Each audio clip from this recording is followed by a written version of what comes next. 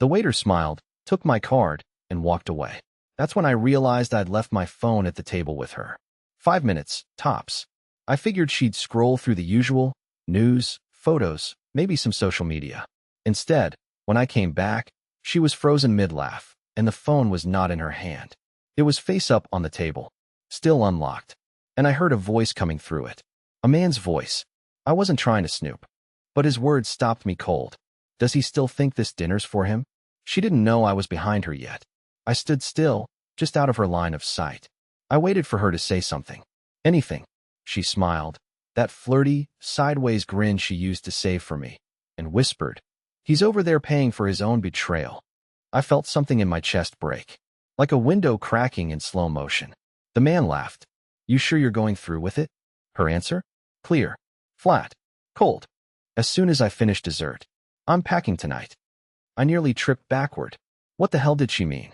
I stared at the back of her head, at the way she twirled her wine glass like it was a joke, like she wasn't just planning a betrayal. She was celebrating it. On our anniversary. My hands were trembling. I hadn't even signed the check yet. I stood there, invisible to the woman I'd bought roses for that morning. My wife was planning her exit strategy. Not tomorrow. Not next week. Tonight. And I was funding it, tip included. I should have walked up to the table. I should have asked her right then, "What does that mean, packing tonight?" But I didn't. I stood there like a spineless idiot, frozen behind a partition of fake plants, watching my wife swirl her wine like she hadn't just stabbed me in the ribs with her words. Her voice dropped again as she leaned toward the phone. "Trust me," she whispered. "He's completely clueless. I'll tell him it's a last-minute trip to see my mom. He won't argue. He never does." I don't know what hit me harder, the betrayal itself or the accuracy of her words. Because she was right. I never argued. I always gave her space. Took her excuses at face value. She'd come home late, makeup smudged, smelling like a perfume I never bought her, and I'd believe her when she said traffic was bad. I was the guy who gave the benefit of the doubt until there was nothing left to doubt. And now here she was, mocking me with it. Mocking the very trust one thought made us strong. She hung up like nothing happened. Picked up the menu again, pretending to debate between creme brulee and tiramisu, like she hadn't just detonated our entire marriage over Bluetooth.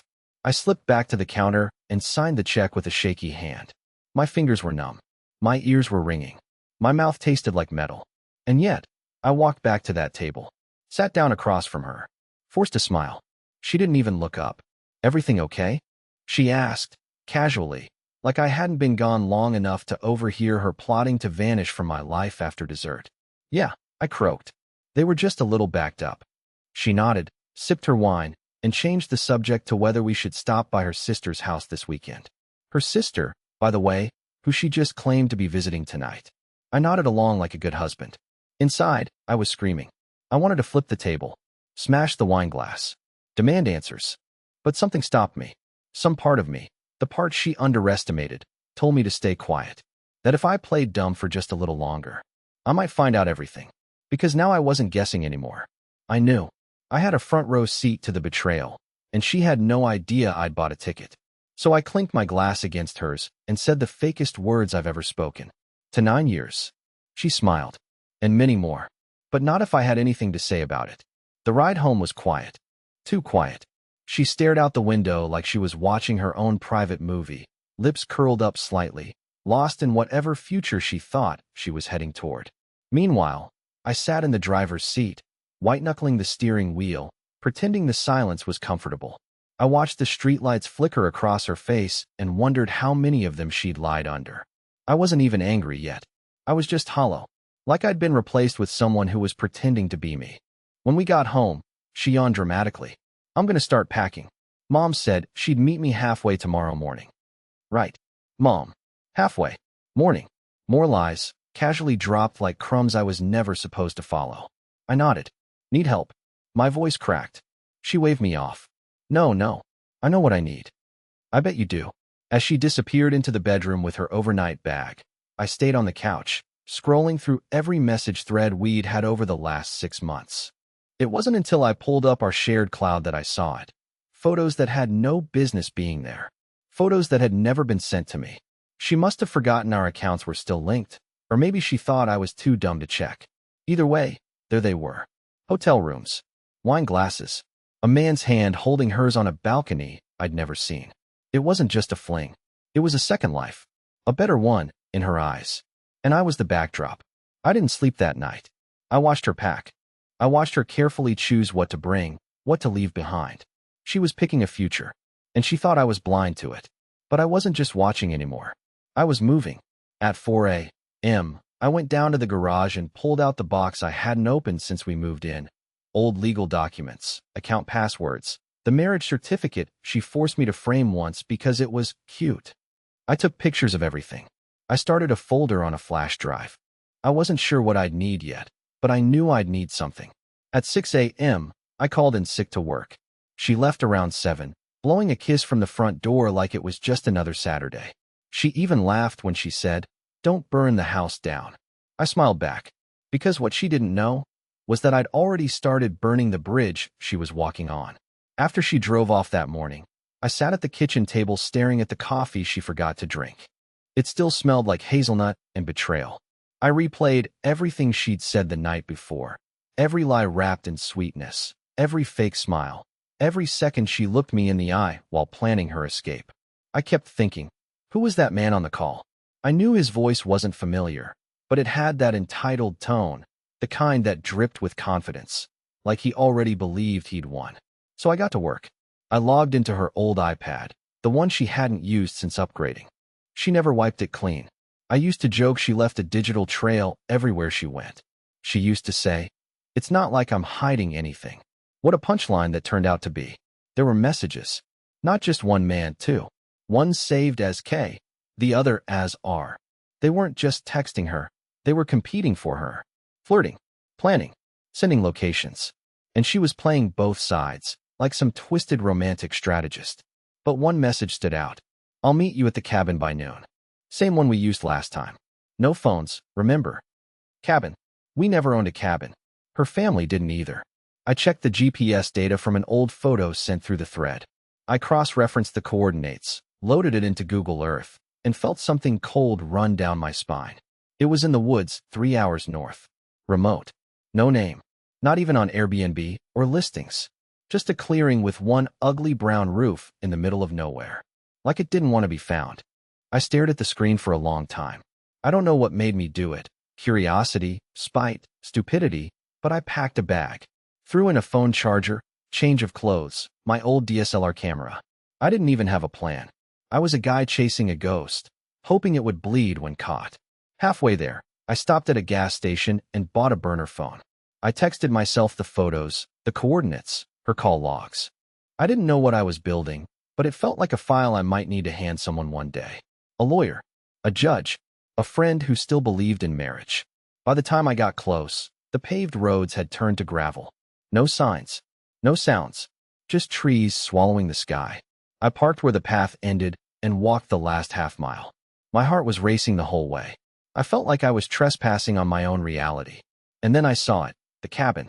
Weathered, old, dead leaves piled on the roof. But the chimney was smoking. Someone was inside. And parked next to it, her car. The cabin looked like it had grown out of the forest itself. Crooked porch, wood warped from rain, a place you'd never notice unless you were looking for it. I crouched behind a fallen log and watched from the tree line, my breath visible in the cold morning air. Her car was parked crooked, like she'd arrived in a rush. The engine had already cooled. I was too late for the entrance. I moved slowly, circling toward the back of the cabin where the trees grew thicker and the ground was soft with wet leaves. Every twig I stepped on sounded like a gunshot. My legs shook, not from fear, but from the weight of knowing that in the next few minutes, I'd either catch her in the lie or ruin whatever hope I had left that maybe, just maybe, I'd misunderstood everything. But then I heard it. A laugh. Her laugh. High-pitched, familiar, followed by a low male voice I didn't recognize. I crept toward a side window, one of those narrow ones with the old-style wooden frames. It was cracked open slightly. No curtains. No blinds. My heart was thudding so loud I thought it might give me away. Inside, I saw her sitting on a couch in that same red dress from the night before. She hadn't even changed. Her legs were curled up, wine glass in hand, shoes kicked off like she was home. And beside her, slouched casually with an arm thrown around her shoulders, was a man I'd never seen before. Clean-shaven, smug, expensive-looking watch. She said, "He still thinks I'm at my mom's." Then she snorted and added, "I could tell him I joined a cult, and he'd probably ask if I needed snacks." They both laughed. I didn't. I couldn't move. My hands were clenched so hard around the window frame that I didn't notice the splinters biting into my skin. I wanted to kick the door down, scream at both of them, demand answers, retribution, anything. But I didn't, because that's not who I am. Instead, I pulled out my camera and took a picture. Then another, and another, each one like a knife in my chest, but necessary. If she was going to burn everything we had, I'd at least hold on to the truth as it went up in flames. But just as I was turning to leave, something strange happened. The man stood up, walked across the cabin, and opened a large duffel bag. He pulled out what looked like documents, folders, a laptop. She followed him, suddenly serious, and said, "Do you think he'll sign it without reading?" He smirked. "He always has, hasn't he?" I crouched lower. She nodded. "If we time it right, the house is mine. The savings, too. He's too passive to fight." My vision went black for a second. My own wife was sitting in a cabin in the woods with another man, plotting to strip me clean, legally, financially, emotionally. I realized, in that moment, I wasn't just being replaced. I was being erased. And they didn't think I'd ever know. But I knew now. And I wasn't going back the same man who drove up here in silence. I drove home without the radio on. Just the hum of tires and the taste of acid in my mouth. I kept imagining her face as she leaned into that man. How easy it was for her to lie, to laugh, to script my future like I was just a signature away from vanishing. But I didn't scream. I didn't cry. I was done reacting like the wounded husband. That role was dead now. By the time I pulled into the driveway, I knew exactly what I had to do. She returned late that night. I was already in bed, pretending to be asleep. She crept in, tiptoed through the dark like a guilty teenager, and climbed in beside me without saying a word. Her skin was cold. She didn't try to touch me. I waited for her to fall asleep just to prove to myself she could, just like that, after what she'd done. The next morning, I made her coffee like usual. Cream, no sugar. I asked if her mom was doing okay. She said, "Oh yeah, long trip, but worth it." I smiled and nodded. She kissed me on the cheek and left for errands. I almost laughed. She had no idea I'd already started contacting lawyers. But not for a divorce. No, divorce would make things clean, and she didn't deserve clean. I needed time. I needed leverage. And more than anything, I needed her to think I was still blind. So I let the days play out. Each morning, I acted like nothing had changed. I left little love notes in her bag like I used to. I offered to cook dinner. I even suggested a weekend away. She declined, of course, always with an excuse about recovery time or work stress. But every night, while she slept, I worked. I cataloged everything, transferred the photos, backed up her texts from the iPad to an encrypted drive, and set up a separate cloud account only I could access. I hired a quiet private investigator, not some TV drama guy, but a calm woman who used to work corporate fraud. She knew how to follow money. And what she found, it went beyond cheating. Bank transfers to accounts I'd never seen. Withdrawals under $10,000, just small enough to avoid automatic alerts. She'd been draining us for months, bit by bit, like a parasite eating from the inside. And then came the final blow. The investigator found out who the man in the cabin really was. Not some fling, not some random mistake. He was her ex-fiancé, the one she left me for 10 years ago before crawling back and claiming it was a phase. She never let go of him. They'd been in touch the entire time we were married. The affair wasn't a one-time betrayal. It was the backup plan she'd been building brick by brick, under my roof, with my money. I stared at the screen for a long time, her face smiling next to his in a recent photo. It was taken just outside that same cabin. Her hand on his chest, wearing the necklace I bought her for our 5th anniversary. I closed my laptop slowly, feeling nothing but clarity. She thought she was playing a game with a man too weak to fight back. But she forgot the one rule of quiet men. We never raise our voices. We just wait until you can't scream loud enough. The thing about betrayal is, once you see it clearly, you start noticing every single crack that was always there. How she used to shut her laptop the second I walked into a room. How she suddenly cared so much about our prenup being updated. How she casually suggested selling the house, just to downsize, babe. And how she smirked when I agreed too quickly. It wasn't love. It was chess. And she thought she was 5 moves ahead. But she didn't know I'd flipped the board while she was sleeping. I started small. Quiet sabotage. I rerouted our joint accounts into a trust under my name, with a private financial advisor her lover had never heard of. I pulled my name off the utilities, paused mortgage auto payments, and triggered alerts she wouldn't understand until it was too late. Every time she transferred a few $100s to that secret account, I moved twice that into a shell account of my own. Legally. Cleanly. I played dumb while she thought she was bleeding me dry. And then I made the call. I contacted her sister. Yes, the one she claimed to visit all the time. Turns out, they hadn't spoken in almost a year. Not even a birthday text. Her alibi was built on ghosts. Her sister was stunned when I told her the truth, but not entirely surprised. Apparently, Julia had always kept people at a distance. Always told different versions of the same story. Now the lies were catching up. With everything in place, I decided to give her one last gift. Control.